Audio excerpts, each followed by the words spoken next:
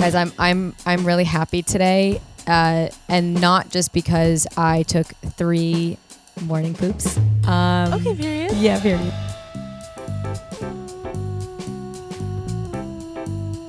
I have one of my favorite people ever. I can't believe I got her here. She told me she was going to be in LA for a minute, and she never is. And I was like, please be on my podcast. This is Anna. Hi. And you guys, everybody knows Anna, but in case you arrived to Earth today, and I hate to do this to you because I hate when people say, tell me about yourself, but how would you introduce yourself so that I can copy what you say? Okay, love. No, Yeah. I can do it. I can do it. This perfect. is easy. Hi, I'm Anna. I'm a content creator on social media. I do TikTok and YouTube and Instagram, and I make positivity. Is that a word? Positivity? Yeah. Oh, yeah. Feel good. Why did that come out like not? Yeah. Did I say that weird? No. Okay, positive, feel good, girlyhood content. My goal is to always make a little corner of the internet where everyone's included and loved and appreciated, because I feel like that's what I looked for when I was growing up. I grew up in Michigan.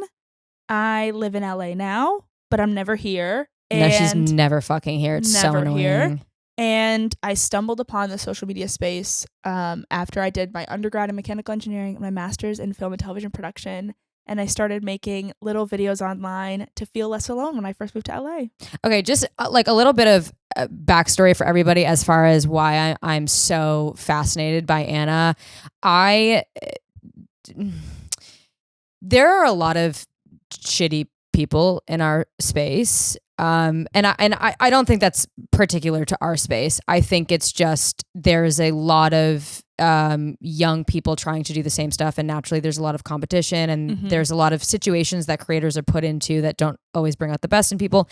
And Anna is one of the I can probably count on one hand, not as far as how many nice people I've met, but I can count on one hand the amount of people that I've met that feel like I have already known you. Yeah, in you're that for life. me too. No, literally, like we've been connected. It just feels before. very safe. Yeah. And I something else about Anna and why I wanted her so bad on here is I think that she really embodies a lot of what we talk about, as far as obviously Anna is wildly talented, but I feel like, not to speak for you, but I feel like you probably struggle with sometimes the idea of you have so many interests and so many hobbies that you almost get overwhelmed and burnt out by the amount of hobbies that you have, but also trying to make those hobbies seem like enjoy them from a personal level, but also find the balance of like sharing them with the people that follow you without feeling burnt out. So I guess,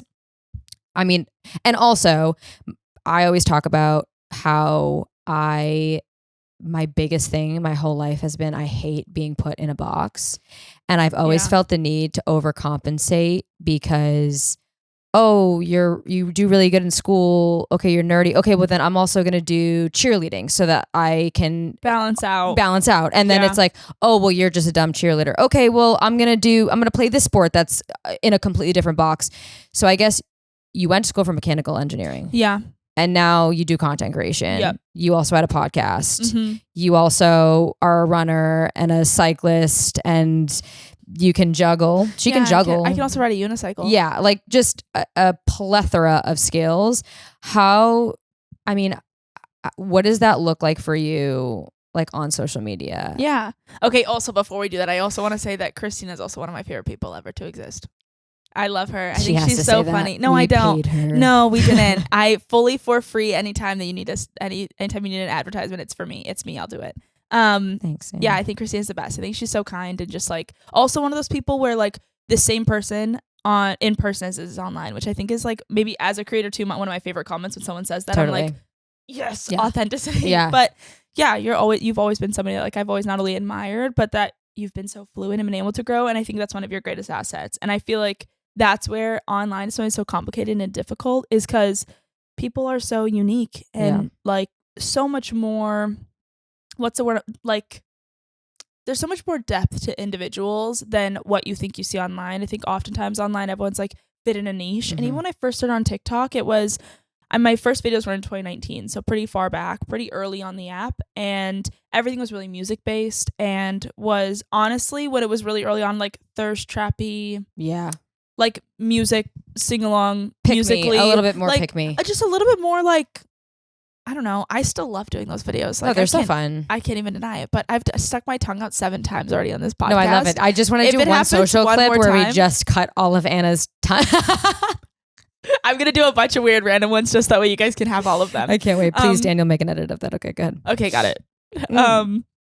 But so it was pretty early on where everything wasn't so like creative, and that's maybe not nice to say, but I don't mean that in like people weren't being creative. It was just much more based around like, it's like felt more like Snapchat, where like you take a selfie or you take a little video or you kind of capture a moment in time. It didn't really feel like Vine energy yet. I feel like in 2020 is when people started to really be creative with the app and started to grow and develop beyond that.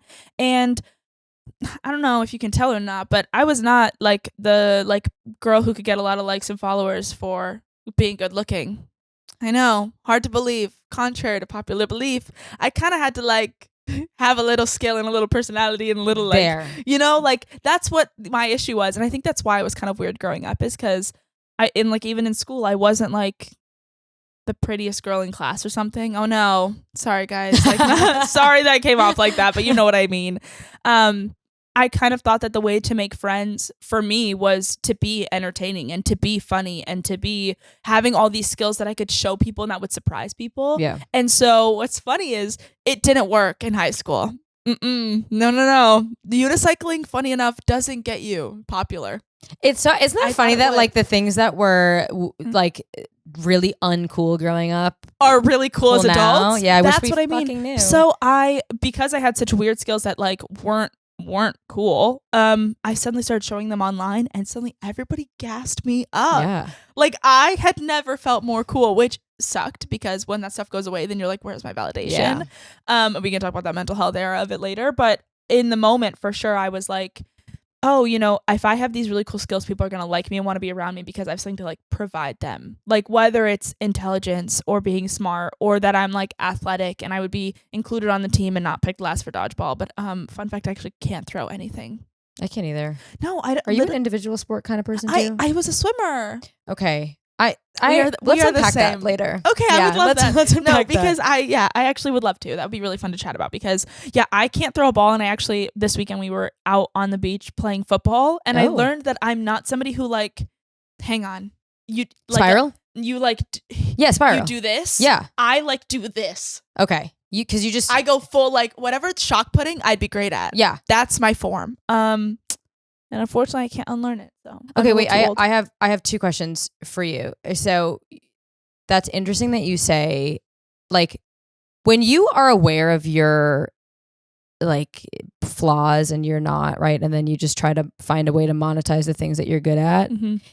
Do you feel as somebody that is always very positive, and you now have this assurance that okay, people like me for my personality, what does that pressure look like for you when you can't show up like that? Because then because for me, I pride myself on being that as well, but I've put so much of my value in that version of myself that I sustainably can't be all the time. So when I can't show up as that person, I feel like people won't be as interested in me. Do you struggle with that? Yeah.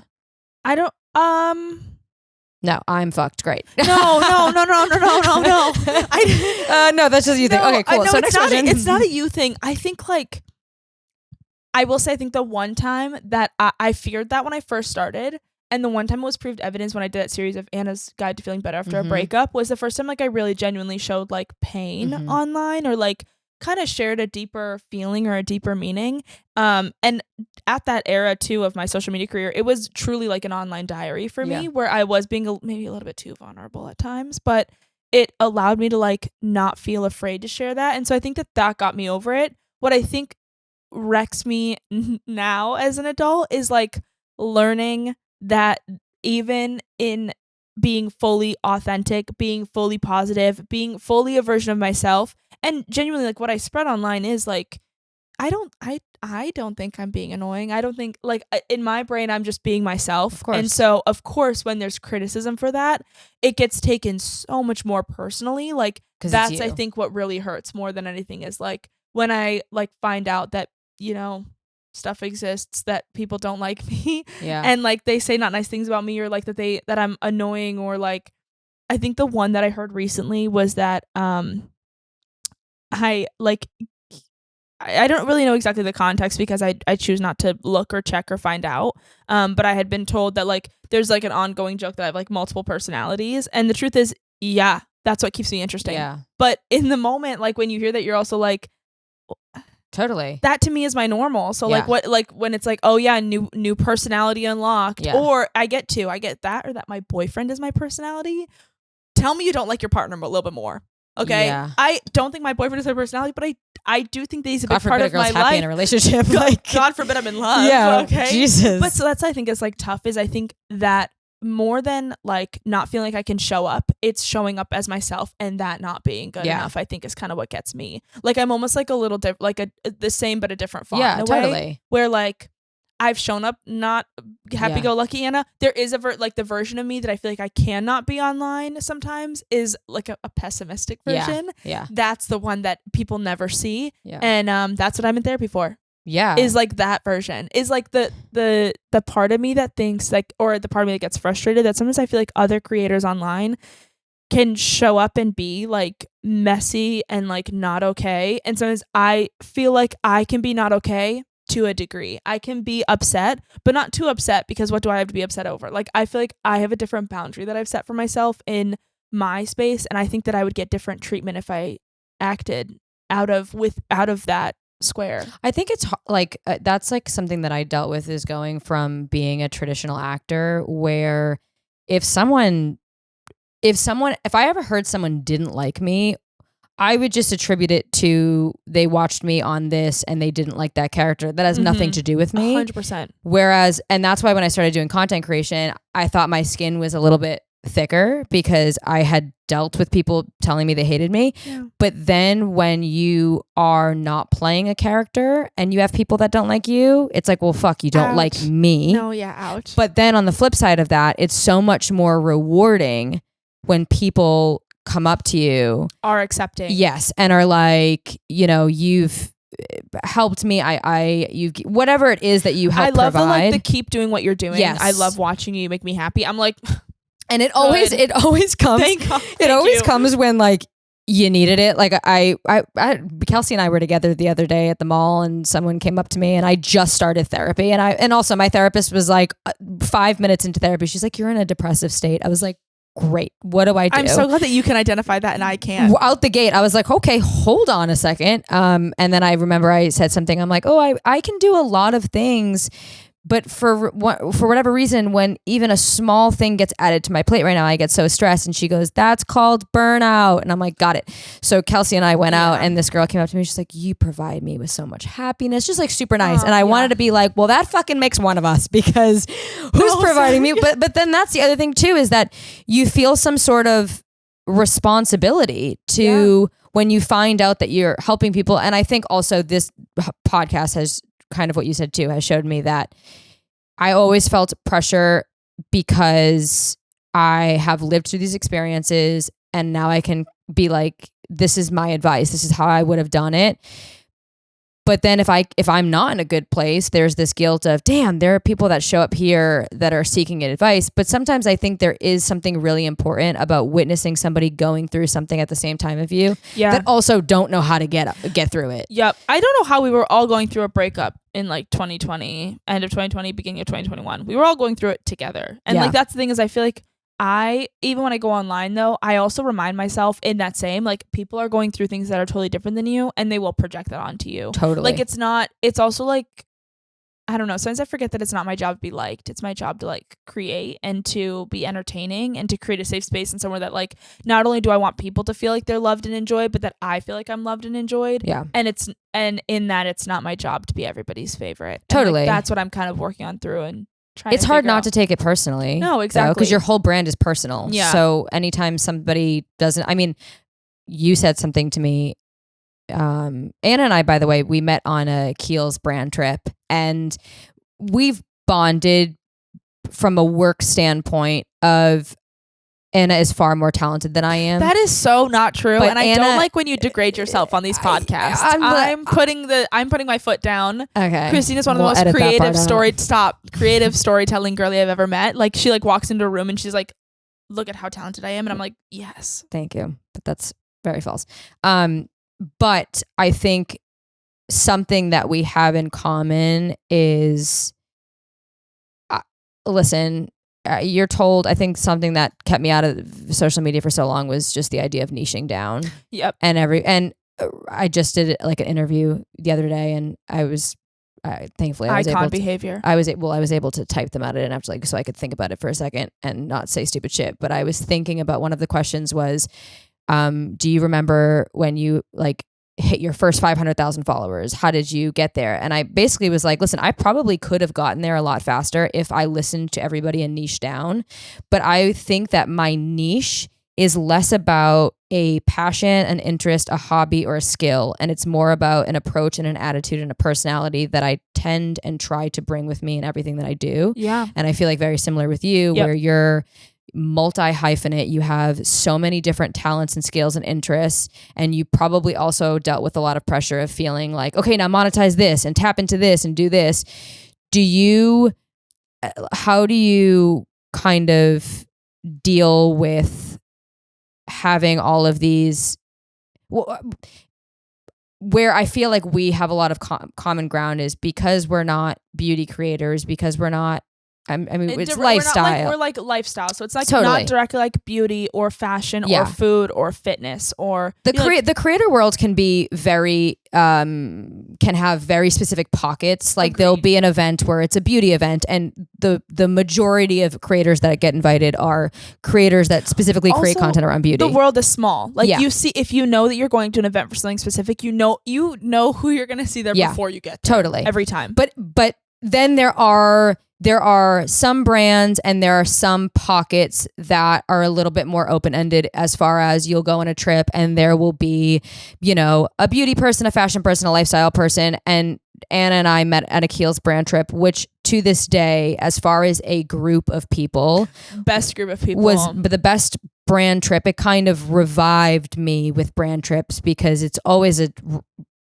dice roll. I also think it was so fun because it was an activity. We were going skiing in Jackson Hole, Wyoming. So we needed people that were like down to be active and do fun things. And also what they did so well is they didn't, I think brand trips get so overstimulating when they cram all of these activities together. And then you're with a bunch of new people and you're trying to stay present, but you're trying to create content.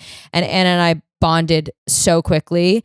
And I think we shared a lot of experiences about, I think both of us we live in our head a lot. I agree. And we'll have like an off encounter with a content creator or somebody, and we live in it for a very long time. Oh my gosh, I carry it with me indefinitely. Yeah. Because I also feel like it's just still that same thing. It's like that. It's the little part of the people pleaser in me. Yeah. And it's also just like, I don't know. I feel like this space is so difficult. I saw somebody talk about this recently on TikTok. And so it's like, first off, content creation is one of like the only female dominated fields. Yes. And on top of that, it's also one of the least respected jobs you can have. Exactly. And on top of that, it's one of the most competitive and comparative spaces you can be in, where it's not like corporate where there's a ladder. It's like simply based off of like appeal, and like there is, and when you're like working toward things, there really is no scale of success in this space. Especially like we're even talking like when creator lists come out or things like that, like you often wonder like, okay, well, what could I have done differently to be included, or what, in any of those. And especially then when you have a creator space and a creator treats you differently or treats you wrongly or, steals ideas or like things like that, it kind of makes you like backtrack where you're like, I'm already getting kicked when I'm down in this industry.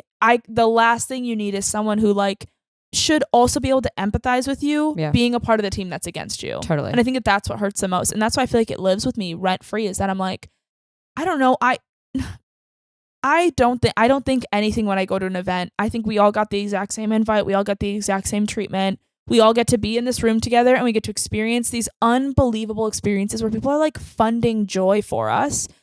I just can't like picture ever like excluding or being mean or like, totally. I think also on the flip side of that is you have a huge following, and I'm sure sometimes there's that thought of, we talked about it, like feeling like a lot of stuff is transactional. Because I had mentioned to you, we went to breakfast and I had mentioned that I used to go to some events just being an actor, but I was a nobody actor. And then I would be at these events with like somebody content creators, and I would be kind of treated like I was a nobody. Yeah, for some reason they didn't have the time of day then. It did, but it didn't affect me because I didn't want to be in their world. So I didn't seek validation, I guess, because they weren't my quote unquote coworkers. Mm-hmm. Whereas a lot of those same people now I run into it at events, and now I'm in a very different place where I am a content creator, and I have seen some parallels of people that kind of brushed me off or a little bit more nice. And that sometimes almost hurts more. No, it does. Than when people are shitty, because it feels like I'm nobody different, and I provide no more value just because I have more followers than I did last time I saw you, you know, and it makes you feel like, oh damn, is this just a transactional thing, which I'm sure. I feel like we talked about at brunch. This like is something where I don't everyone who follows me online is a friend. Okay. I like genuinely, you know me better than like some people in my personal life, you know me better than people that I went to high school with, you know me better. Like if you've watched my content and been with me for the last like 3 to 5 years, you have seen me grow and evolve in ways that I didn't even know was possible. And what's always so interesting is I feel like I've had on multiple occasions people like not really want to like visit with me or talk. And that's, listen, I'm also not saying you owe me the time of day. I think we all know that I'm somebody who like kind of walks in a room and is immediately like everybody's buddy, kind of like that's the energy that I try to exude. That's the goal. I was just not me getting distracted. I feel like we're gonna go one step deeper in this conversation. Somebody was talking about what do they do to make their life whimsical. I'm literally gonna make this into TikTok. People were like, you know those trends right now where people are like, what's something you do to make your life whimsical? I'm not talking about romanticizing matcha. Give me the real stuff. Right. Okay, here's my real stuff. This is gonna be a TikTok later, so if you see this twice, you know why. Mine is that I pretend like I know everybody from like another, like from way back when. It's actually one of my favorite things. And if you're like, what do you mean? We were like at the bar this weekend and this girl came up to me and we started yapping, and we didn't go with like, hey, how's your weekend? Who are you here with? You know, like it wasn't that. It was like, so how do you like living in LA? Like, what's your real trauma of living here? Would you ever move somewhere else? What are your dreams and aspirations? What do you want to be when you grow up? Like, if you could quit everything right now, like, what are you doing? Like, kind of like the we're not really strangers questions immediately. And before you know it, people, once you ask like one deeper question, they actually get like really excited and comfortable. Like I was talking about like what I want my wedding to look like with these girls. And like we had actually met once before by accident outside of the same like little bar that we were at. And so we immediately just started yapping, and it got to the point that Brew walked over and was like, hey, like you doing okay? How do you know these people? Like kind of like that energy, like who are these friends? I was like, stop, we're talking. And I was like, oh, these are the girls that I grew up with. My mom babysat us actually when we were 6 years old. And like I love the plot of it. It's like you go right into something deep, and then from there you just like, if someone asks how you know each other, or like another girl came over at one point and was like, hey guys, I'm like, oh my god, hi, I'm Anna. We grew up in Michigan together, but like we thought we'd never see each other again. Who would have thought? And the girls, like, everyone always normally laughs. Like it's kind of like, and I love when people go with the plot. Like you'll make a full narrative that it's not real. That's also probably why it felt like that with like you exude that. I think people pick up on that because that's probably why I felt like I had known like, you for so long, because you just know how to make someone feel like that. Yeah. So like that's like my goal though. Like that's where I find my most joy, is feeling comfort with like other people. And I feel like now we're coming back out of this story. Okay. We're building back out. I'm like keeping track of where this conversation is going. The number of times though where like I would just be like chatting or visiting with someone, and I know them from online because I'm chronically online. And then they will be like, oh my gosh, we should follow each other. And I'm like, oh my gosh, yeah, for sure. And they'll like make a comment of like, oh my God, I like didn't know that you had this many followers. And it's kind of like, what does that change anything? I don't know. Like, okay. Also, like there's the part of me that's like, me either. Like I was like, I'm just as surprised as you are right now. Actually, I don't really know how I got here oftentimes. But sometimes like that, I feel like is like what does it. And then it's like, not they treat you differently, but like you get the, like then they follow me back, and I'm kind of like, you weren't even interested in talking to me at the beginning of this event. And like now it's like swipe up on stories or like, you know, comment things like that. And it's not that I don't think that conversation took us to that point, but it's a really unique thing to point out. Mm-hmm. And that's why I think I get in my head, like you said about it, like it makes me become hesitant, and like my trust goes like drops to nothing. Like Yeah. then I become really scared that like, okay, well, did you like that conversation with me, or are you only being nice because now like you saw that I'm kind of Totally. like, well, quote, for the online presence worth something, and that also kind of hurts because I was like, I thought we were kind of homies. Yeah, Like it we does were make bantering. it's also a weird thing to be on the flip side to respond to, because it's like, what do I say? You know what I mean? So it's like, I didn't know, and you're like, okay. I literally every time I get so I actually do this really funny thing now. I can't wait. I love when people come up to me and we get to have a conversation. I genuinely do love that, because I feel like so much of what we do is an individual sport. And even when I was just acting, it's just you and yourself taped 24/7. Like you're actually, maybe you book a job twice a year and you get to be on set, but it's so much by yourself. And I'm an only child and I work from home. So when I get to have those moments where I actually get to talk, also, and it's great feedback. Like people come up, will be like, I loved the podcast. I loved this episode. This helped me with this. It's also just me collecting data on what people resonate with. But I a lot of times the one that I hate so much is, I feel like I know you. And so my new thing I do is, I can't wait. I hate it. I want to die. And when my mother's with me, my mom will get mad. She's like, why didn't you say that? I'm like, what am I going to say? Oh yeah, I'm on TikTok. Like that's just so fucking douchey. I'm not surprised. So I'll always go, maybe we go to the same gym. And then sometimes I'll always do it like, maybe you go to Core Power, and I'll play that game. And sometimes we'll be able to like kind of close the gap and find where that common ground is. But then other times they won't buy it. So they'll be like, what gym? No, I don't go there. I don't know. I feel like and they really dig. And they're relentless. And I'm like, oh man, but I will always try to, sometimes it works where I'll just be like, maybe we work at the same gym, or like, I'm here all the time. And they're like, okay, that's what it is. Like the other day I went to a cafe, and the guy was like, I know you. Do you come in here? I had never been in there. Do you come in here a lot? I go, all the time. I'm here all the time. He's like, oh yeah, I just saw you. So I'm like, whatever. But I feel like that's that question I want to. No, yeah, the where do I know you? I will say there's one that I actually really love. I was on a bachelorette trip in Michigan with Brew's high school friends, which is fiance. In case you Brew is my boyfriend. Brew on the radio. Plug. Josh is my boyfriend. Which he only goes by Brew. People don't know his name is Josh. I know, that's that's fine. Keep it like that. I also sometimes say to you Brew, and then I'm like, should I say Josh? But it's. I think he likes Brew. It's mysterious. It is mysterious. I also thought that I was like dating a boy with a unique name when we first started dating, and then we revealed it was Josh. I was like, how long did it take for him to reveal it was Josh? Like right out the gate? I think I heard his sister call him Josh. And you go, who's Josh? And I was like, oh, other people call you that? And he's like, yeah, only girlfriends and moms. And then he like made it goes, like, you gotta earn the privilege to call me Josh. And I was like, that's fucking game. I was kind of like, okay, love it. Make me work for it, baby. Okay, I love it. Okay, so we can get into relationships later. Yeah. Shit. Oh no, I know. I was at a bachelorette party, okay. and we did like one of those like drinking trolleys. Okay. And listen, if the girl ever hears this episode, I loved this experience with you. I just want to start with that. It actually was maybe one of my it was one that really worked. Okay. Because I'm in Michigan. It's a small state. It's not a small state. It's a small population. And we were in like Toledo, Ohio doing this. And so the girl sees me and she's like, wait, I think I know you. And I immediately go, did you grow up in Michigan? And she's like, yeah. And I was like, wait, me too. Okay, wait, where in Michigan did you grow up? And we like actually had like a good 5-minute like trying to pick. And I was like, I'm from like Battle Creek area. And she's like, oh, no, I'm not from there. And I was like, okay. I was like, did you go to Western? Did you go to Central? Did you have a football game? Like you were really because going. if it's Michigan, there's a really you good can connect chance the dots that I somewhere. saw you in Michigan. Right. Also, I know where you probably are. I usually will end it too with being like, I was like, I'm on the internet. Yeah. That'll be like, and they'll be like, you motherfucker, you made me go through that whole process. Like, no, it's not. I don't know where it is. I'm like, I make internet videos. I also love using that one when someone sometimes comes it sounds over. like porn. It does. I've said that before. I make videos on the internet, and then they walked away. I said, see, that might be porn. But they know where it is from, and Do it's they? not that. I mean, I hope so. AI porn now. People are putting Wait, your face. really? Yeah. That's freaky. Yeah.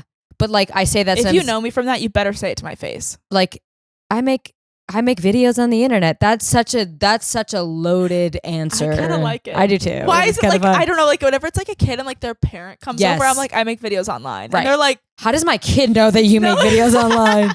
You're like, I'm like, did I get them in trouble? Yeah. Good. Sometimes young girls come up to me and I'm like, you're a little young. I have thought, okay, but also sometimes I feel like I'm actually pretty clean online. I feel like in the sense of like, I normally say fork instead of fuck. And like, I don't. I say fuck. No, as you should. And like, I kind of wish I like, it's because I feel like when I first started, I kind of was like trying, like I was like not even like a cleaner person. I don't know like how to say that different, but like I was scared of swearing online because it was like, you kind of were like, everything that you do on the internet follows you. And this was not going to be my career. So I was like very cautious and like censored for that reason. And now anytime I do anything, it's like, oh my God, Spicy Anna's out. And I'm kind of like, yeah, she is. No, but it's good because your audience, you want your audience to grow with you as well, too. 100%. Yeah. Like I started when I was 23. I'm 28 And now those people are growing up with you too, and they're not going to expect you to be the same person. That's another thing. Do you feel like, no, say what you were going to say. I was going to say, I love when it's like, I have like a lot of mother and daughters that are like, oh, we watch you together. And I'm like, oh, that's really sweet. I literally just met one this weekend at the Superman premiere. And I was like, this is the best thing. Yeah. And the mom was like sometimes the moms will literally be like, thank you for making stuff like we can watch together. And I'm like, okay, fine, I'll stay clean. Yeah. No, sometimes you just need that little validation. Do you feel pressure? And I mean, this is also part of just having a fuck ton of interest, but obviously as you continue to go, you're going to change and your content has changed. Is there content that you make now that you used to love that you don't love as much? B, do you feel a pressure to kind of replicate the things that you did? Because would you say you got your start with doing your coffee review videos? No, I got it from, okay, have you ever heard the meme, if my husband doesn't do? Oh, yes. That was me. I invented that. I actually have it copyrighted and trademarked. I don't want it. Okay, so that's the start. Did that come before or after coffee? Before. Okay. That was like when you say like to niche into something, I always made really versatile videos, but I made one of those every day. And that like was like 0 to 1 million followers on that trend. And then Starbucks came after that. And then also Breakup came after that. Okay. I did photo shoot, inspiration post. Those are some of my most popular videos. Your photo is shoot like stuff. hot girl summer pics. You would take them yourself, a lot of them, right? I would, sorry, I just coughed. And teach how to pose. I remember. Yeah, I would like teach how to pose. My mom would take them of me during COVID, which like icon. Matka, love her. But yeah, I feel like I've been through so many different Starbucks. I will say, I think was like maybe one of my most consistent series that I did, and genuinely was like maybe one of my favorites. Like Another Day, Another Starbucks. I love. That's actually one I wish I could bring back. And truthfully, I feel like I don't know. I'm gonna say this. I hope that it's not controversial. I'm just really cautious of like aligning myself with brands that don't align with like beliefs, and also don't like, I just feel like even there was like times where I was going to Starbucks regularly and like things would come out that they like weren't really inclusive, and I am someone that's inclusive, and like I just didn't want to like make that seem wrong and things like that. And also like there's like Starbucks has gone, even in my time of doing it, Starbucks has gone through so many times where it's like boycotted online.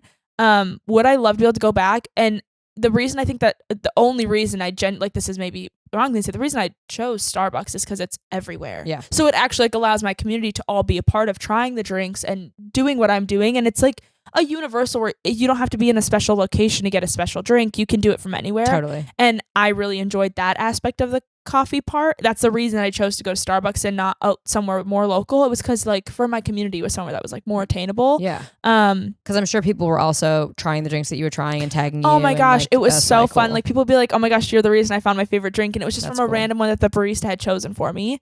Even like Lizzo like was doing it and like trying different drinks. It was kind of crazy. Yeah. Did you? So, I mean, the trick of the trade here is if you're not in content creation, the kind of like, rule of thumb is whatever video you go viral for, that's your fucking niche. And you just find a way to recreate it. And sometimes it's actually more times than not, it's the video that you are not trying to go viral. It's the fucking random one that goes viral and you go, shit.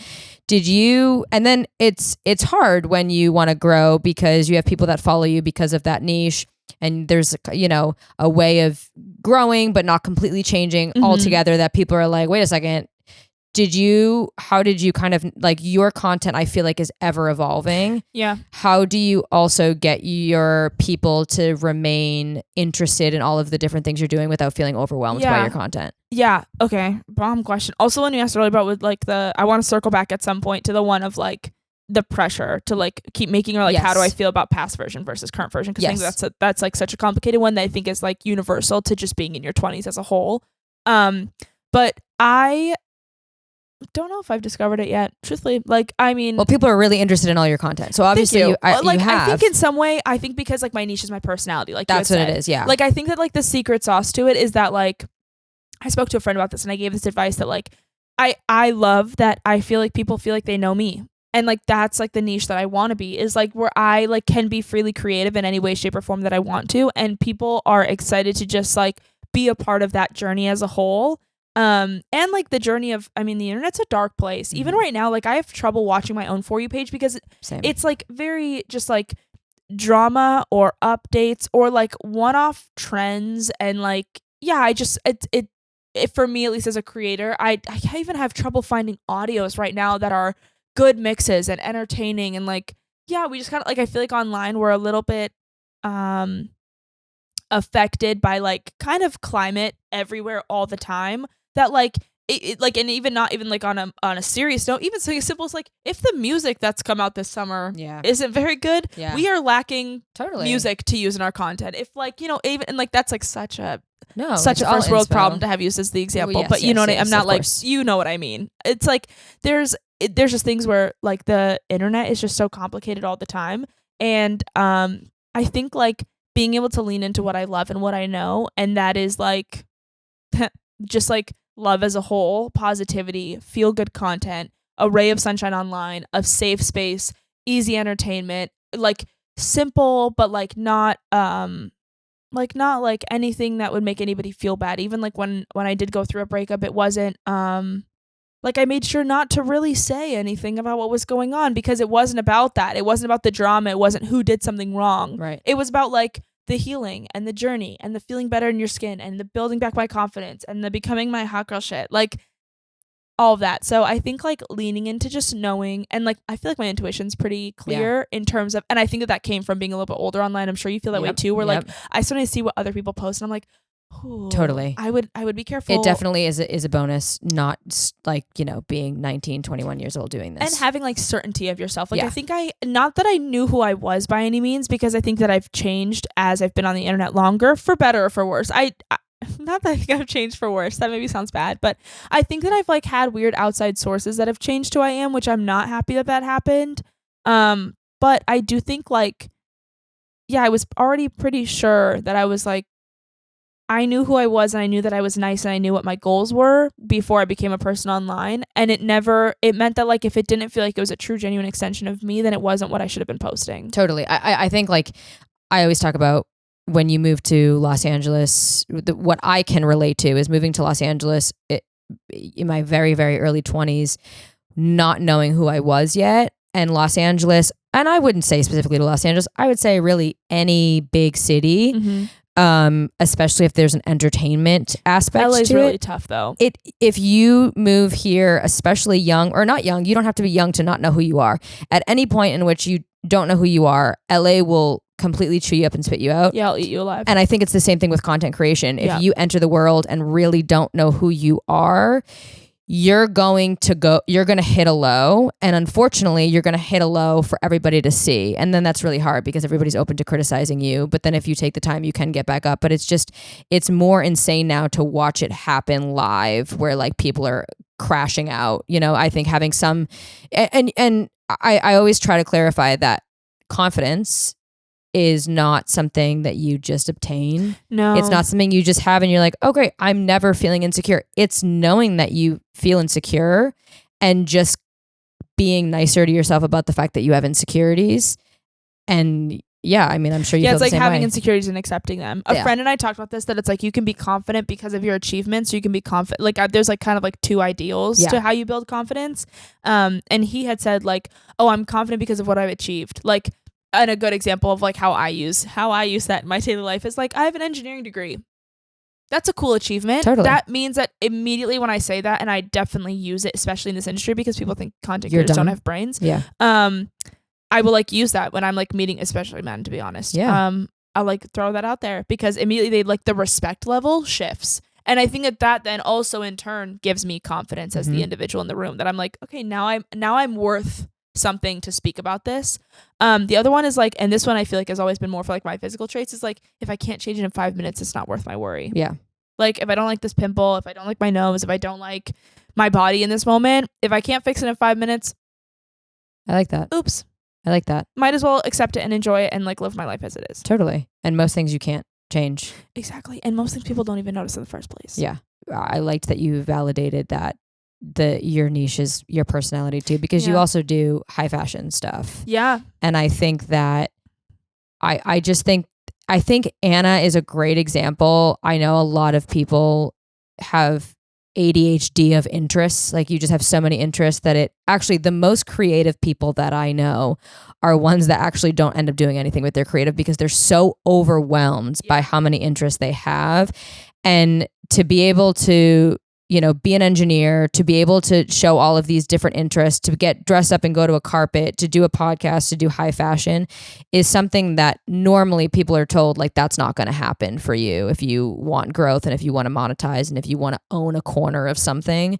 And I think that you're a really great example for people of if you just stay true to your passions and you're creative, you really can do all of it. But that also leads me to, we had a slight conversation about this today, but you and myself are very, very defiant about your creative, and it's not something that you're usually willing to be flex on. And I feel the same way. And I run into a lot of issues where I'm so married to my creative and I don't want to lose that. Yeah. And sometimes it's hard to find the compromise. How do you deal with that compromise of appeasing a brand or your team or whatever it is, but also staying true to what you want to do? Yeah, I feel like for me, like I feel like creativity especially is like a bolt of lightning for me. Like I kind of just get like struck with it, and then it's like I got told when I was in high school and I got told in biology on a multiple choice test that I struggled with tunnel vision. Okay, and at the moment I was you like, said, "Yeah, bitch, I'm creative." Yeah, I literally was like, in the moment I was like, no, I don't. I'm just thinking it through and I see it one way, and that is tunnel vision. Unfortunately, but for me, fortunately, is that a bug? that was I think I just sound like a little dusty. Oh, okay. Oh no, he's a little. Oh yeah, he's a little guy. He's just a little friend. Yeah, we have cockroaches in this house too. Actually, no, we had one and we killed it. Sorry, I wanted to mention that at the end, and it was in this room, but we did get it in the garage. We killed him, but then also on the flip side of that, I found out that the ones that we had are the ones that fly. And that if you kill them in proximity of your house, other cockroaches will smell it and they will flock. We're going to move eventually. This is really, really valuable information to be learning after being in here for 42 minutes. I haven't been telling people that come to my house until they leave, and I'm like, oh, by the way, we had a cockroach. It's not here. It's you have gone. Little dogs that can save us. Yeah. No. Willa would eat it. Willa would. Willa also ate a pen last night, like a clicky pen. She is a post-apocalyptic dog. Yeah, she chewed it up and then she was like, "What now?" And then Winston eats a leaf and goes to the vet. Okay, sorry to interrupt your flow. Iconic. Your creative process, you tunnel vision. I'm a little bit of a tunnel vision girly, but I also know that like where my heart and where my brain tell me is the good idea is where the good idea is. Yeah. And I think that's just like, I am willing to like flex and bend. I also think like I'm a very fluid person. Yeah. And because of having so many interests, I'm interested in something and then 5 minutes later I'm interested in something else. So like I will give up on a creative for something else. Totally. If it's not the right thing, or if like, not even if I get too much pushback, I feel like that's how I know something really is like for me, is if I can not shake it. Yeah. Like if I know I'll be like, this is here's my thing right now. I'm in the midst of writing a rom-com. Like that's why I didn't even want to do her intro, because it's like writer and engineer. No, it's not that interesting. But I am writing this rom-com, and I've actually like just now built up. I'm 53 pages in. Which is huge. Out of 80. So like we're close. Like we're getting there. And I called Brew down to the living room last night and I was like, I not to be crazy, but I hear voices.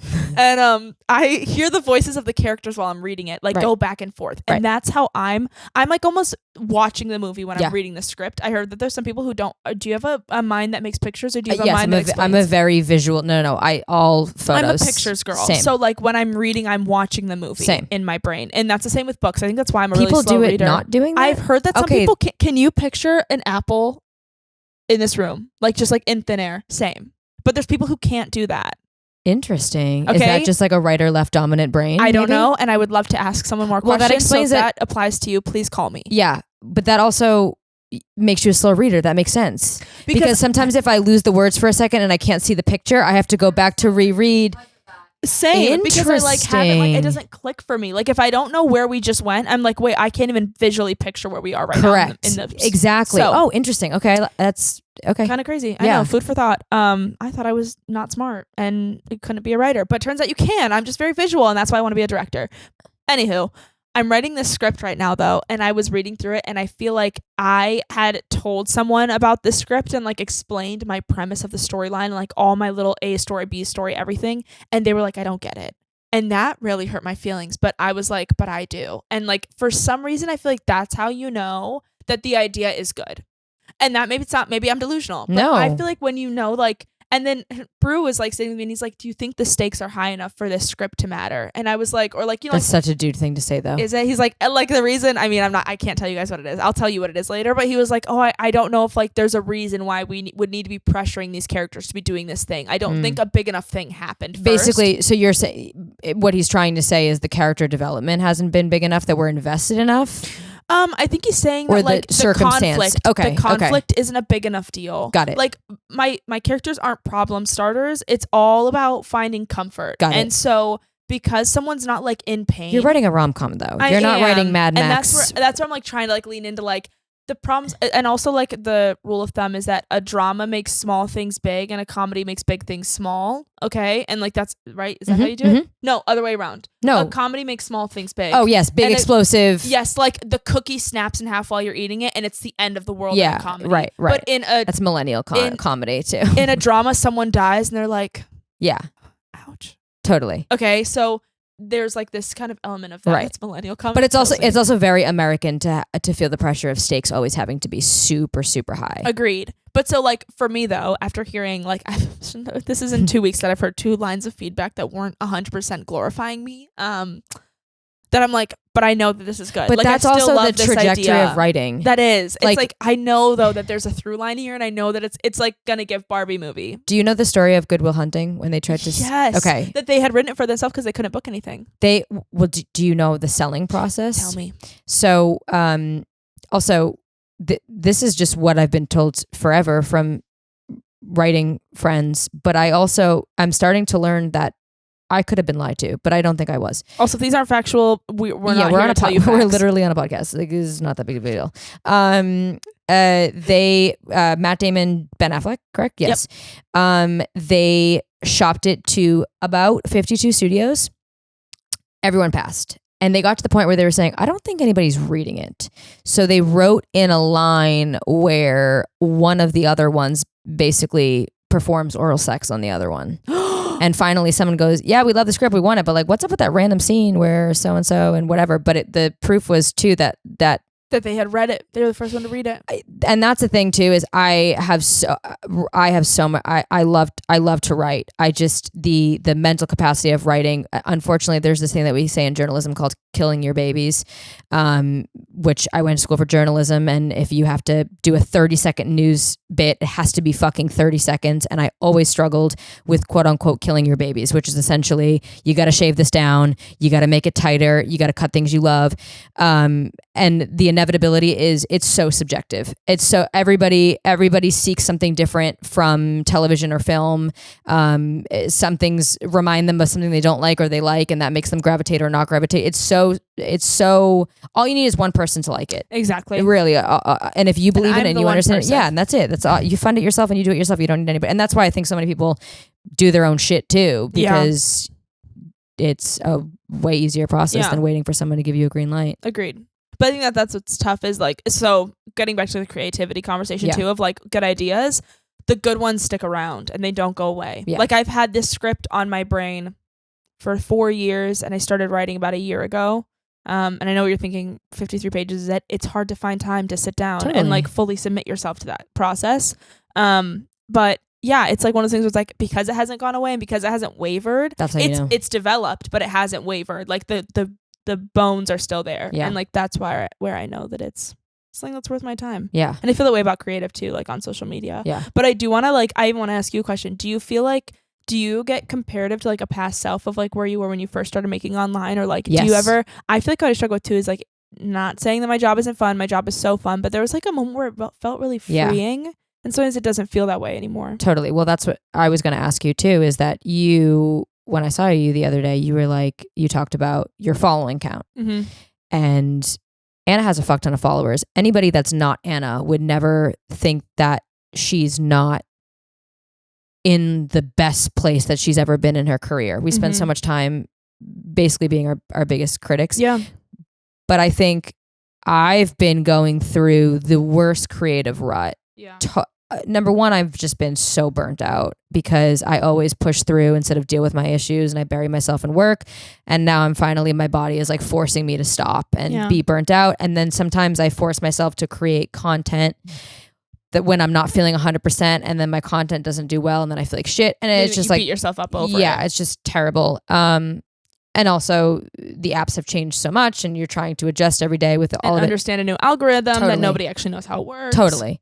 I had an event that I hosted when you were in for Cannes. Yes, that you were not there for. Icon, sunglass girly, but I ordered 3 pairs of sunglasses, so check out this link down below. And check in and get a little pair of sunglasses to match the 2 of us this summer. I have the pink ones. Do you? That's very fitting for you. I did the pink and the gold and one of like the bigger black pair, I think, because I was like, those are just like timeless. Love. She also like purchased these within like 10 minutes of me posting. It was very sweet. I didn't want them to sell out. That's really nice. Anyway, you were talking about being at an event. I was just not like, my numbers hadn't been doing what they were doing, and I felt like my content wasn't I wasn't feeling super. And I think a huge part of that, like you said, is I also use social media so much to feel inspired. Yep. And lately what I was seeing wasn't inspiring me. I was just feeling like everybody's in a creative rut, so nobody's able to lean on other people for inspiration. I was just feeling whatever. And a few creators that are far larger than I am, that have been doing it for way longer than I have, that I look up to, both were just like kind of pulling me aside, and they're like, you're fucking crushing it. Like, you're everywhere. Like, I'm so happy you're finally getting your flowers. Like, you always. And in my mind, I was like, what? Yeah. It was actually shocking to hear, because I had just spent the last month telling myself that my shit sucks. Nobody's watching it. I'm not doing well. So I think we live so much. Like, when you said that to me about your numbers going down, I would have never thought that, nor would I have ever noticed it. The only person that would have noticed it is you. Yeah. And I think when you slip into those moments of start fixating on it, that's when it starts feeling not as fun. And it gets worse. Exactly. Yeah. And I feel the same way. Like, it's crazy you say that, because I had like literally the same thing from Cannes, which is crazy. Like, people were like, oh my gosh, your Cannes content is looking so good. Like, I haven't seen anything from that week, but I'm getting your content of it. And for me in that moment, I was like, I'm working every day for like 14 hours a day, and I'm running from one event to the next. And I have 3 quick changes in between my meetings, and I'm not making enough, and I'm not being creative because I don't have the time to be creative. And yeah, like you go through those like ruts of like, just feeling like it's so easy to look at your own content and be like, I think that's what I struggle with too, is I feel like I had such a like casual freedom online. And what's sad is I know what did me in. I know like what my turning point was for like my mental health. But like, there was like moments where like I was posting 5 to 8 videos a day, just like because I had the ideas. And then sometimes I like look at myself and I'm like, am I boring now? Like, did I give away all my like thoughts and brains and ideas? I think we're just burnt out too. I also like look back and I'm like, God, that girl was so fun. And I like get kind of sad because I'm like, I don't think I'm fun anymore. No, I think what it is inevitably it just becomes there's a pressure. Yeah. There's a pressure. Don't cry. I'm not. No, I'm fine. No, but we just it's so hard to not hyper fixate. The seasons are always going to be different, and I think also it's just, I said this on our last episode, where this 2024 was the best year of my life. 2025 has been one of the hardest years of my life, which is crazy that they're back to back. And I talked about how last year I felt like the rocket ship was taking off. Things are more predictable. I'm going in one direction. The fruits of my labor are paying off. I'm seeing things. And then you get to space, and then you're just kind of floating, and you feel like you lose direction a little bit. You feel like, yeah, I know the content that would do really well, but I don't want to do it anymore. Yeah. And then, your team's calling you like, hey, what happened to all that stuff that you were doing? I'm like, if I do it, I know it will do well, but I'm not. But is it fulfilling? Yeah, and I'm such a creator that I have a really hard time making really good content around things that I really don't give a fuck about, and people see it. Yeah. And then I put pressure on myself because getting like, okay, well, I'm going to start a new series or I'm going to do something. That's not something that I sit down and write. That's something where 2:00 in the morning, I pop out of bed and I say, I got it. I have an idea. So the process of being patient to wait for that inspiration to come is like a pressure that's always looming in the background of when is that inspiration going to come? When am I going to feel excited and make something new? And that takes time. And sometimes we're in a society that's so fast paced that don't feel so much pressure. Trends, if you don't act on them the second that they come out, you're late. Done. And you're not relevant and it doesn't work out. Yeah. I mean, I used to drive to all my events, and now I call a car service simply because whatever video I did before, it needs to go live before I get to that event, because that is only going to work then, and I feel the pressure. Whereas before I would have just been like, oh, I'll post it the next day. Okay, whatever then. Yeah. But it's more I'm trying to be more fluid with that because I feel the same way normally, and now I'm trying to I will film in a moment, like the Superman premiere. I filmed 5 or 6 videos. I'm letting them, I posted one this morning. It's been 3 days. And so I'm trying to be no one's gonna see it in order anyway. Correct. Have you found any reflection, interesting insights as far as they do better when you spread them out? I think in my brain, I think I'm doing better when I'm really that's good. All that matters. I like chronological order. Yeah, same. And so for me, I am really particular about I don't want the reveal before I do the outfit choice. Right. Or I don't want the transition to come, but the outfit choice video is going to take longer to edit. The transition video is immediate. So do I want instant payoff or do I want chronological story order? I have not noticed that it makes any difference at all. It's really just how your brain decides to have. Yeah, but it's whether or not I'm satisfied with it. And I think that that's the hill that I continue to die on is but do I enjoy and do I like what I put out there? And that's do I important. like the story that my online presence is telling me? How is my hair not caught on fire yet? Is it in a candle? I just realized there's a candle right behind me. Oh. No, slay candle for not catching. Thank you.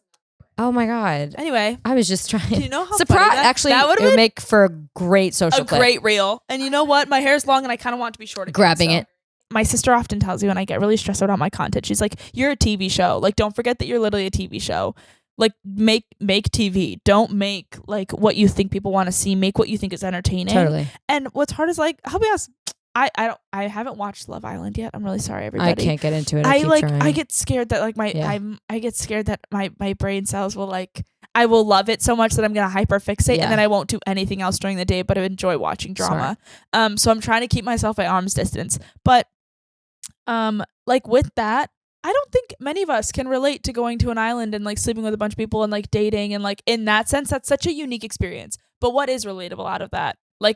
They're just girls or dealing with the rejection. Guy sucks or dealing with rejection. Totally. So it's kind of I think I also get frustrated online when people are oh, this isn't relatable. And the relatable element of it is the fact that we first off, everyone doesn't know why we're here. Yeah, totally. Right? The imposter syndrome is something that I've had in every space of my life, 100%. Whether it's been in engineering, whether it's been in my master's program, whether it's been now, that's been a theme throughout the whole time that that to me is what's relatable. I love watching people experience things that I'm oh my gosh, I may never get to experience that. But that to me is kind of, I think what's more important is just staying true to yourself, whatever that is. If you're somebody that is a Nepo baby and you have a fuck ton of money, that's who you are. Your job is not to try to be relatable, because we're not going to go the way that you say I'm a TV show. I think of that as I essentially I'm doing a stand-up bit. Everything I do is it's me, but it's a heightened version of me in any situation. We're not going to go up to an actor or a traditional celebrity and be well, you don't relate. Well, their job isn't to relate. Their job is to provide entertainment in whatever capacity. And I think there's just a different layer on top of content creators that you have to provide entertainment and value, but you also have to still remain relevant and relatable, and it's hard. I want to ask you about being in a public relationship with somebody that also is a content creator, and kind of what what are the struggles, if any, that you guys deal with? Do you guys find that both being in the industry can help you? Do you ever feel like there are moments where you're competitive with one another? Kind of like, what does all of that look like for you guys? Yeah. Competitive, I feel like, is like nice because I don't think we have that. I think we're both individually competitive people. I think like Brew is competitive in a general sense. I'm very competitive with myself. So that kind of makes it like nice where we're not like he's more competitive with like a card game maybe. Yeah. He would never admit that. Maybe he won't like that I said that. That's okay. I love you. I like that you're competitive about a card game. So am I. But I feel like we've never really struggled with like a comparison game or like, honestly, I feel like in any disagreement or like trial and tribulation of our relationship has really just been like a personal life moment, which is kind of nice. But also with that, I have like kind of definitely wound back on the amount that like I post us online or like what I share of us, and how it's always, you'll notice now, like a little tidbit. It's not really that he is the pillar of the relationship or that it's about a relationship. It's more of like a cute little story, like the one that I love that I did recently, and I think I told you that I did this. I was sitting on the couch and getting in my brain, and he was like telling me about his day, and I, in the middle of it, was like, have you ever touched a pair of titties that are bigger than mine? Like, tell me the truth. And he obviously, I'm not wearing a bra right now, if anybody needed reference for that. The answer is yes. You knew the answer. I knew the answer. I, for some reason, wanted him to say it and then also compliment me. And so for some reason, I tried to like start drama to get a compliment. I don't know why my brain told me to do that. Just girly things. Just girly things. And you know what? I can admit that I was wrong. I can be self-aware and I can say like, yeah, maybe I shouldn't have asked that question. But maybe I did. He should have lied. I don't know. Right. Well, he should have not done it. So, well, maybe he should have known that I was going to come along eventually, and he should have loved me through it anyway. Exactly. No, I'm kidding. I love that man with my whole heart. Well, you guys also have different, which I think most people in relationships do. You guys have different love languages. Yes. He is a quality time and acts of service kind of boy. And you are the opposite one. Physical touch and words of affirmation. Yeah, I think that's... Instantly. Yeah. Like, literally tell me you think I'm pretty, and I'm like, okay. Yeah. But yeah, so I feel like in our relationship, at least like I shared that story online. Like I made a reenactment of how that went, which obviously wasn't great. And like things like that I'll share of our relationship. But I've actually really enjoyed that. I think we've kept a lot of our stuff personal. But do you feel like lately, because you've... Yeah, because I got like because online. you showed him once and people know that he's there. If you don't show him for a certain amount of time, people are like, oh, did they break up? No, literally, people think we broke up. I literally will post a video with him in it, and the search bar will be Anna and Brew break up, and it's like, or I think it's always so funny when I don't post him for a while. People are like, oh my god, no, she announced that they broke up. No, I didn't.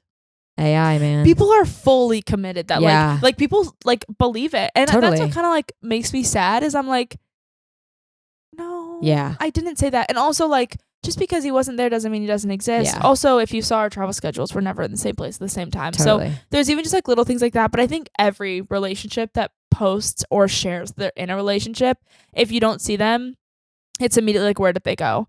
And I don't care anymore about that. I don't know that it really ever bothered me. If anything, I kind of like making jokes about it now. Like, I'm kind of like, oh my god, they broke up. Totally.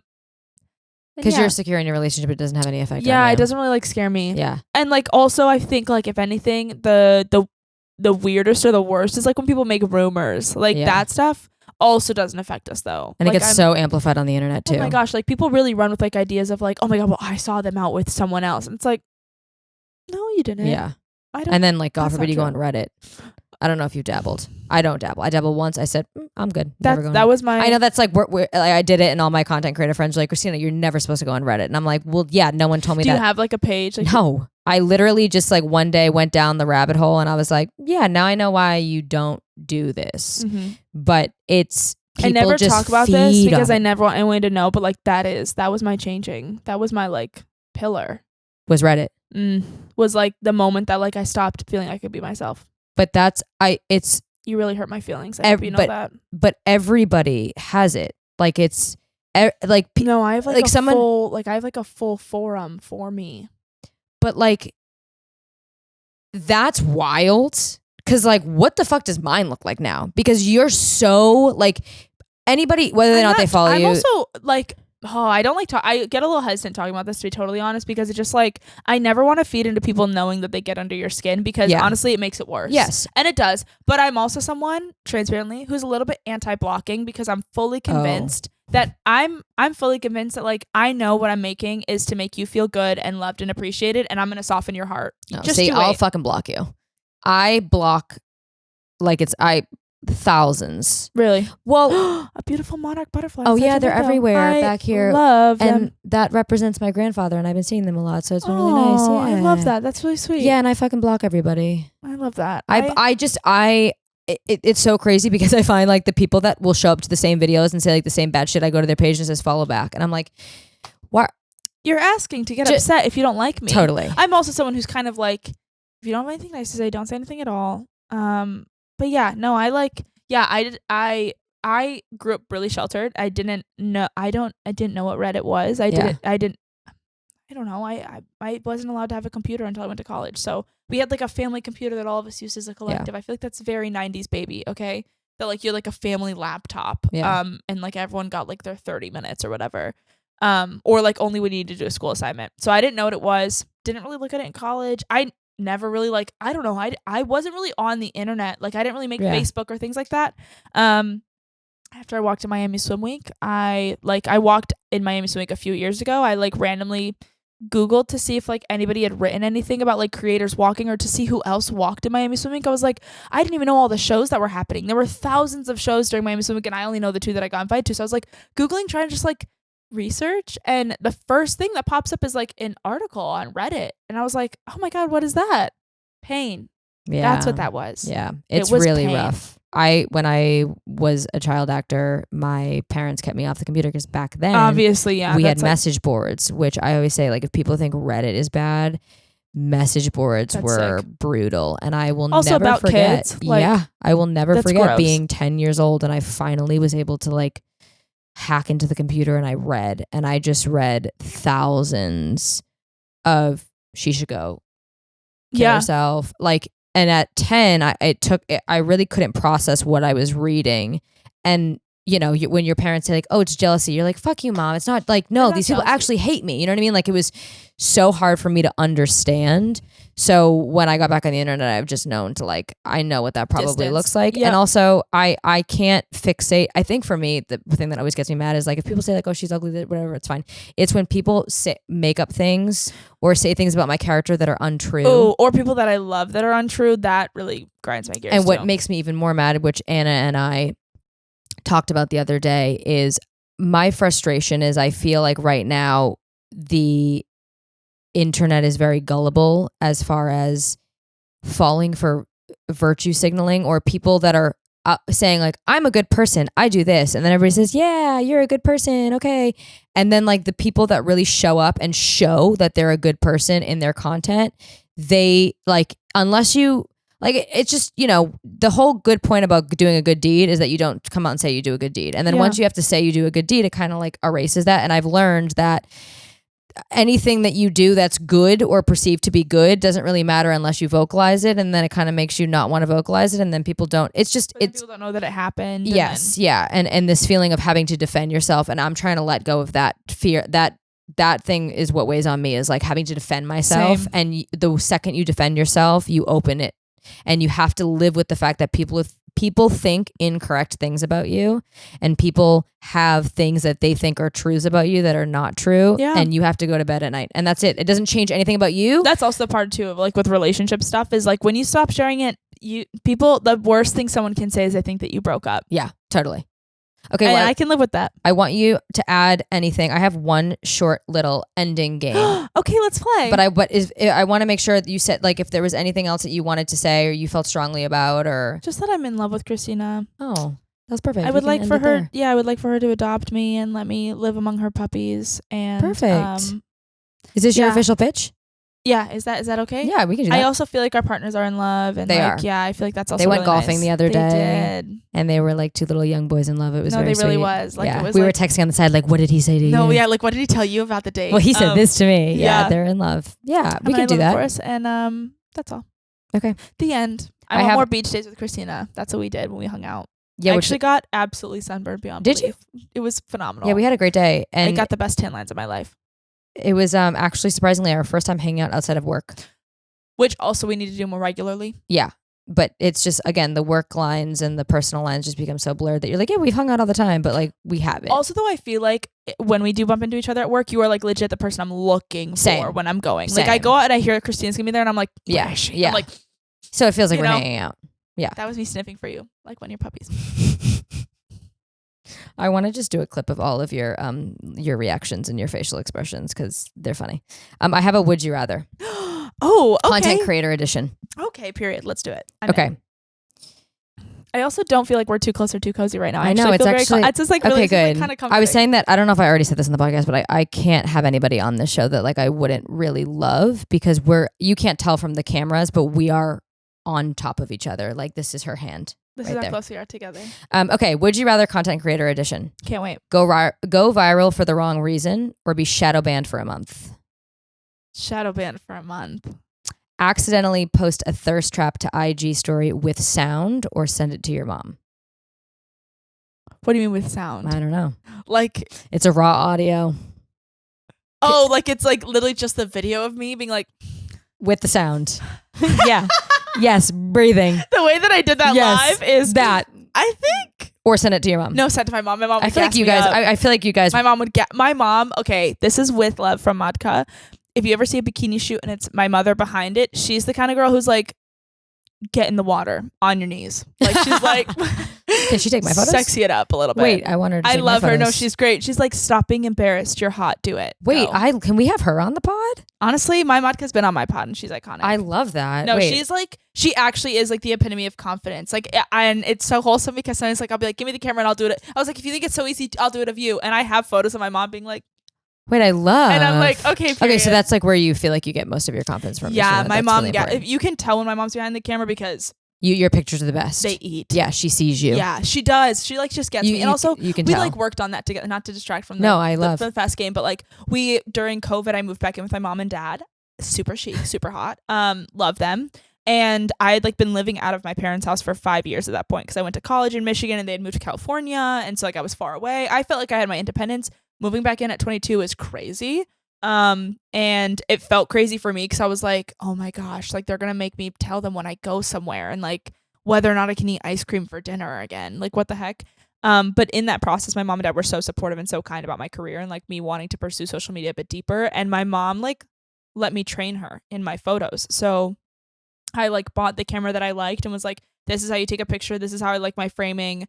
I want X, Y, and Z. Let me set up these lenses for you. My parents have like come to, Paris Fashion Week with me and done have done all my BTS. So if it's ever me not holding the camera, there's a really, really, really good chance that's it's my really mother. Cool.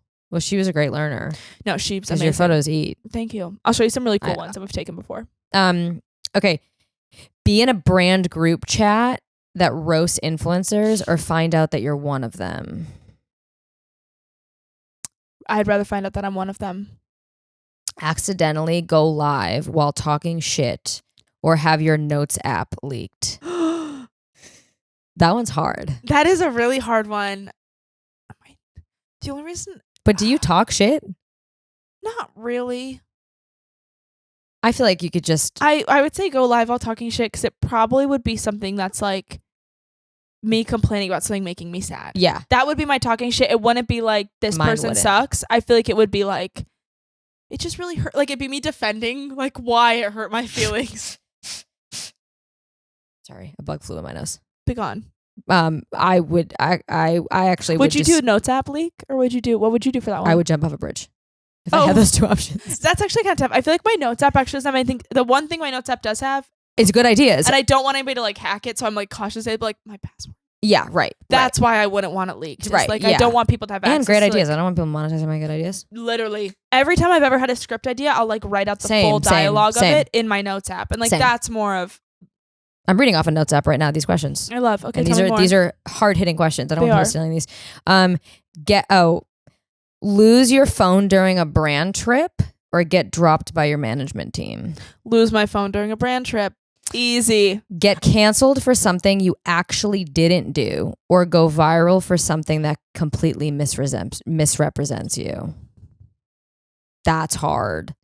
jump off a bridge. Go viral. Yeah, I would jump off a bridge, but go viral for something that misrepresents me, because I actually believe that there is enough evidence of who I am as an individual online that like you would know it's out of character if you saw it and you were like, I feel like that's almost like the same thing, like, because getting canceled for something that isn't you is also like a post that misrepresents you. But I feel like getting canceled is tough because like you have to defend your character in such a deep way, and like, yeah, I genuinely believe that like if you could worst case scenario just blame a brand and be like, a brand made me do that. Yeah, but like I've been online for so long that I like truly have a little bit of faith in humanity that you guys know my who heart you are and know what I'm like, what I'm about, and who I am.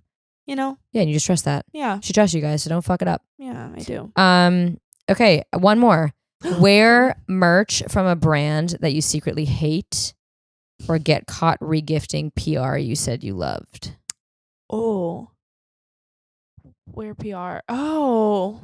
That makes me seem, both of them make me feel untrustworthy. That's the point of the game, Anna. That's my jump off a bridge one. You want to use that one for that? Yeah. You get one jump off a bridge and one phone a friend. Do you want to use your jump off a bridge? Kinda, because I feel like that one I don't like wearing. There's nothing worse. You don't want to wear something that doesn't like represent me. Totally. But also, what was the second part of that one? Get caught regifting PR you said you loved. You know what? Actually, that's a lie. I'll regift PR I said I love because I probably already have it. I was going to say, I only feel like I gift PR that I love. Exactly. That's a loophole. As you said that, I was like, actually, that's the one I would do, because I do regift my PR. I make care packages for all like the girlies in my life, like, and you pick the stuff that you're and I'm like, I like specifically choose PR to the girls that I'm like, you are gonna eat this up. Yeah, and also we usually have duplicates or three or 4 or 5. Also, I'm like at the point where I don't get any PR unless I've asked for it. Really? Which is nice. Yeah. I feel like your house would be flooding with PR. I have like a list that my PR team makes where they're like, these are the people who want to give you stuff, and the list is 12 pages long, and I'm like, I only want what I need. Yeah. And so I like kind of am like selective about like that. And stuff that I know I'm gonna like be happy to promote and like enjoy, because it's like brands also, I think the tough thing too is like when they like kind of just find your address on a whim, which happens a lot, just like give it to you. I'm like, we're always grateful, but it also is like a lot of work to find out like repurposing that to like the right place, and also knowing that it's not just gonna like get expired and you don't want it to go to waste. But then you also do feel, although they'll be like, no pressure to post, obviously you want to support, especially if it's a small business, so you're just trying to manage. You know, part of our job too is to use products to hopefully find things that we love and we can talk about and organically talk about, or whatever it may be. So finding that line of using new products and just making sure that they are used in some way. Yeah. So I also feel like, that's like what's tough is like my house even right now is like it gets a little overflowy with like stuff when it's like up during a busy week. But the thing that I do really enjoy is like my mom came over and I had gotten, this is like of course a very luxury one to have gotten. So obviously like I'm so thankful that this is like the PR that I get, but I gotten 3 Dior PR packages of their glam. They sent me like 3 it just like backed up a little bit in my PR, so like I in like 2 weeks got like a skincare PR, a new lipstick, and a new eyeshadow with all brand new Dior makeup bags, and I was like, I'm sick. Yeah, that's nice. The best thing that's ever happened to me. Yeah, that's really nice. So I like have the cutest, I'll show you, I have the cutest photos of my mom, and I was like, pick out whatever you would like from this, because I obviously can't use all of it. And also like, Matka, pick your makeup bag. Yeah. What makeup bag do you want this week? And like, you know, like, and so she'd pick kind of like the fanciest one, which was of course like so cute of her that she was like, it feels nice when you can do that too. Like, you know, I send my mom packages sometimes too, and I'm like, it feels so nice that to give it to I feel like people always get annoyed with me because I'm definitely the friend that's like, I don't think anybody that's not a content creator gets annoyed with PR. You know, it's I know before I did this, Kelsey was doing content creation, and I would come over and go shopping, and I'd be like, oh my god, this is amazing, this is phenomenal. Exactly. Oh my god, there's so much to choose from. I was gonna buy this. It's like a $60 palette. Yeah, I know. It's like shopping every day. It's great. But yeah, so like I love doing that, like spoiling the people who like just like support and love on you. Well, I love you. I love you. Thank you for coming. Thanks for having me. If I did enough tongues for you. Oh yeah, we have to do it. You have to do a tongue so you can end the tongue. Is that? I feel like I'm catching a fly. I do. Yeah. How do you? Let me see. I can do this. Oh, me too. Oh fuck! Fuck! Damn it! No one ever meets my skills. Anna, you're banned from the Life's a Joke podcast. Yeah, the sounds really are triggering. Just put so this sorry. over top Trigger of it. And warning. Welcome to our podcast. Welcome back. Where can everybody follow you? You can follow me at Anna X Sitar on Instagram, TikTok, YouTube. I think Snap is Anna_Sitar. We'll put it all in the description. You know what? Period up. Do you have anything? Do you have any plugs? Anything you want to plug? Stay tuned for when I come up with a rom-com, and make sure you send in your auditions. Because I'm still looking for a Cameron and a Daniel. Actors Access, baby. Actors Access will be available, unless I tie Christina to it and sell it with her name on it, which we're working on. Yeah, that's how we're gonna do. And what else do I want to plug? Make sure you watch all of Christina's things because she's so funny and phenomenal. Also, check out her podcast. And don't forget to like, comment, and subscribe down below wherever you get your video versions of these podcasts, whether that's YouTube or on Spotify. Also, don't forget to leave a comment on the most recent post. That is a teddy bear and your favorite quote from today's podcast episode. I couldn't have said it better myself. That's cute, right? That was perfect. I don't ever say that. I just say, thanks, guys. Have a good weekend. So that was actually more than I've ever done. Thank you so much. Oh my gosh, of course. You're I'm hired. happy to do it. Okay, we love you guys so much. We hope you have the best weekend. Anna's the best. We love her. Make sure you follow her. Oh, We love you guys. Love you. Bye, camera 1 and camera 2. Bye.